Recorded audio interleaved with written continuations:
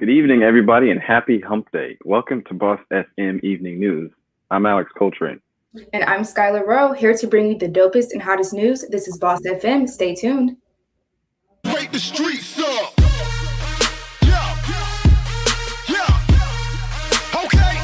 Wake the streets up. Okay. Come on. Okay.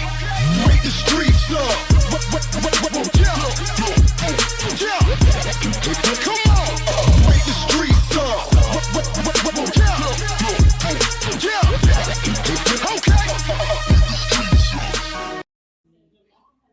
Today, we remember NBA legend Kobe Bryant. Just 1 year ago today, Bryant, his daughter Gianna, and 7 others were involved in a helicopter accident. The helicopter crashed into the side of a mountain in Calabasas. Bryant, his daughter, and the 7 other occupants were killed.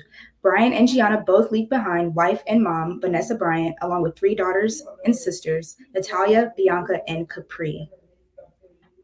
It's still kind of unreal. I don't know about you, or if you're a basketball fan at all, but it still kind of seems like it's not real. I don't know. It's just kind of weird. Like, you don't know someone personally, but when you see them, on the TV and you're home all the time, it kind of feels like you kind of know them a little bit, and it's just weird that they're gone. I don't know. Definitely. Kobe Bryant's death is definitely up there with Whitney Houston's. Like, I know exactly where I was when I found out the news. Like, I exactly remember the day like it was yesterday. So yeah, it's kind of crazy. But yeah, condolences to their family. We're still thinking about you. The deployment for the entire DC National Guard has been extended until March 31st in anticipation of civil disturbance throughout the nation's capital. The extended deployment was confirmed by a National Guard spokesperson. The memo, signed by DC National Guard Chief Major General William Walker and dated January 25th, orders troops to remain on duty at least through the end of March in continued support of district and federal civil authorities during the anticipated First Amendment demonstrations and civil disturbance in the District of Columbia. Now, the new orders suggest that law enforcement agencies in the nation's capital are preparing for potential unrest in the coming days and weeks as former President Donald Trump's impeachment trial kicks off and his supporters issue threats to lawmakers. That's scary stuff. I don't know. That is. Now, I do love the fact that they're doing this, because what happened on the evening of that Thursday was, it's ridiculous. Yeah, and it just kind of is being blown over.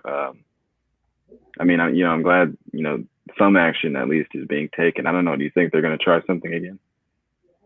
I don't know. Now that they've reaped some consequences, I'm sure they're not going to try it anymore. Lawmakers introduced a bill that would raise the national minimum wage to $15 an hour. The measure, included in President Joe Biden's $1.9 trillion relief package, calls for gradually increasing the hourly wage in increments until it hits $15 in 2025. Democratic lawmakers have pushed for years to raise the minimum wage, which now stands at $7.25 and hasn't increased since 2009. Now, I completely agree with this. I love this law. I wish it would have happened when I first started working. Right. Let me get some of that.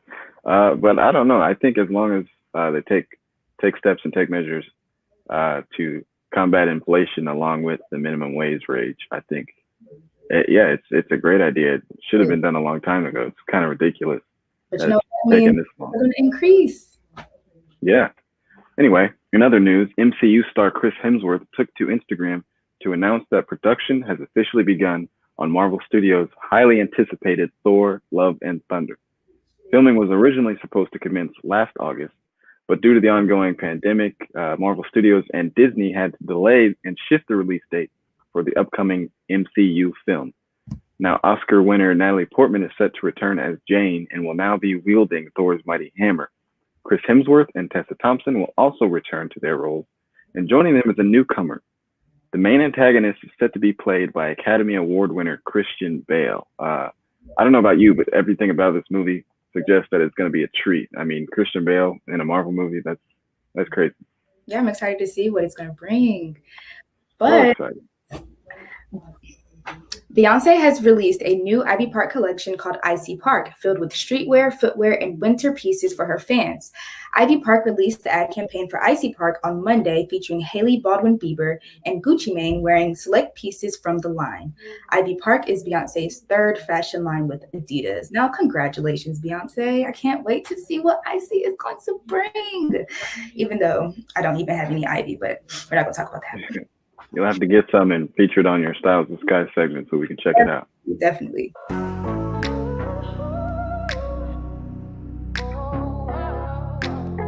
But anyway, my favorite part of the night, today on Wind Down Wednesday, I have chosen at random, but I was pleasantly surprised with the results. Now, after tasting the Big Sipper Sweet Red Blend, I have now come to know it as a friend.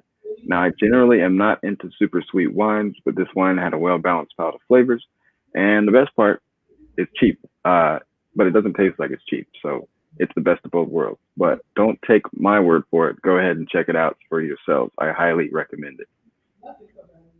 I have my bottle here, and I do. Me too. Cheers. Cheers. Love some cheap wine. All right, guys, that's it for your Wednesday evening news. Make sure to tune in tomorrow evening at 8:30 p.m. for more news updates. And don't forget to tune in tomorrow morning at 10:30 a.m. with Christian and Megan for some more entertainment news with Boss FM.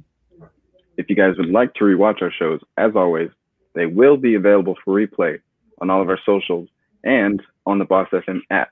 So thanks again for tuning in. I'm Alex Coltrane. And I'm Skylar Rowe. Have a good night.